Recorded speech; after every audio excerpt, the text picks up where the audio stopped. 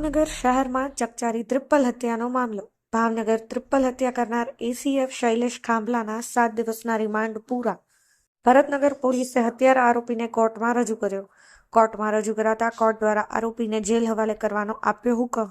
હજુ સુધી આરોપીએ તળાજાની શેત્રુંજી નદીમાં ફેંકેલા કપડાની બેગ તેમજ નારી ચોકડી પાસે ફેંકવામાં આવેલ ચપ્પલ નથી મળ્યા. પોતાની પ્રેમિકાને પામવા માટે પત્ની અને સંતાનોની હત્યા કરી હોવાનું આરોપીએ કબૂલ્યું.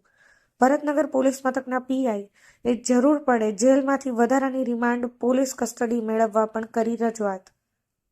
Zahid Syed, reporter 24 news, Bhavnagar.